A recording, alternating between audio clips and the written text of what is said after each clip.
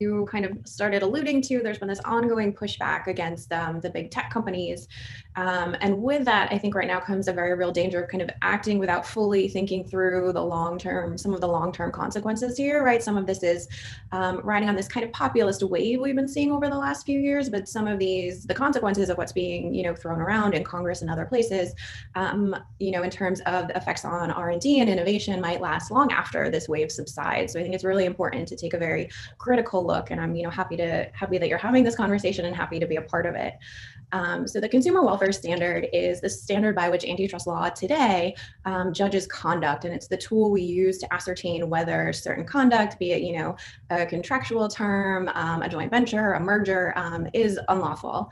And so it's often referred to as the lodestar of antitrust because it helps to guide our analysis and decision making here. And to try and state it succinctly, the consumer welfare standard looks solely at the economic effects of given conduct, again, be it a pricing strategy, a merger transaction, whatever the underlying conduct at issue is. And what this means for antitrust law today is that it's tethered to economics and solely focused on ascertaining the likely competitive effects of a transaction. So there's a persistent misconception out there, which is frequently floated by critics of antitrust law today, that the consumer welfare standard covers only short-term price effects. So that argument goes that courts and enforcers only consider whether prices are likely to go up within the next couple of years when they're looking at when they're making these decisions in the antitrust space, and really don't look at anything else. And that's simply not true, and really never has been. The consumer welfare standard is narrow in the sense that it doesn't consider social or political goals. It's only looks at the economic effects of conduct, but it does encompass kind of the full range of potential economic effects. So for example, I took a look at all the merger complaints the DOJ filed over about a 21-month period. Not a single one of those relied solely on alleged price effects, right? Every single one of them included other alleged harms like decreases in quality or reduced innovation or R&D, lower service, those kinds of things. So it's, it's really a flexible tool when it comes to looking at what the actual economic effects are. Now that can be very difficult, but it does allow for a lot more flexibility than, some of the critiques would argue. And then as to the question of where the consumer welfare standard came from, that's actually also very important and highly relevant to the discussion we're having today. So, we often hear complaints today that lax antitrust enforcement is contributing to a host of socio-political problems. It's contributing to growing inequality, it's undermining our democratic values, and kind of on and on. And so critics argue that we should return to an earlier enforcement regime, which, had proliferated until the mid, 20th century, under which antitrust law encompassed all sorts of socio-political goals.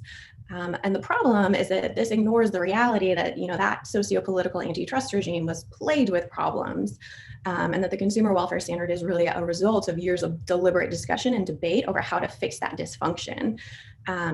Right, and it was really recognized widely and on a nonpartisan basis. And antitrust law in the mid 20th century was just really a mess.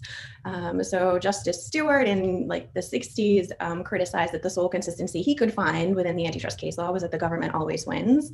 And even Milton Handler, who was a respected antitrust expert and chief advisor to the original trust buster FDR, criticized that there were, quote, embarrassing holdings and dicta, which no one theory can fully explain, short of regarding the cases as fundamentally opposed to one another, end quote. So, it was a real crisis. And, that was kind of how we got to, people took a step back, kind of thought about, okay, what is it that we really think antitrust law can and should be doing? And this is how we got to the consumer welfare standard. It offered some much needed consistency, both in terms of legal liability and in outcomes. And it also helps focus antitrust analysis on maximizing outcomes for the public at large, right? So everyone is a consumer. We might play different roles in our lives at various times, right? You might flow into and out of the workforce, you might go from employee to employer, but everyone is always a consumer. And the problem, one of the big problems with the socio-political framework was, that it was, pitting different interest groups against one another. So, you would see this in the case law where, the Supreme Court would say, well, yeah, the prices are going to be higher for consumers, but, the small businesses are being harmed in this way. So, that's a trade-off we're willing to make. We're willing to hurt all of the consumers to maybe try and protect some smaller businesses. But even, when critics, again, were kind of looking back at the case law, what we were seeing was antitrust in this time really wasn't even helping small businesses. It was harming them as well, because it, was kind of across the board impeding firms' abilities to enter into joint ventures or, contracts that they needed to better position themselves, in the competitive landscape. So the Consumer Welfare Standard not only rationalized antitrust enforcement, but it provides far and away the best standard for enforcement that's, been proffered or even tried so far.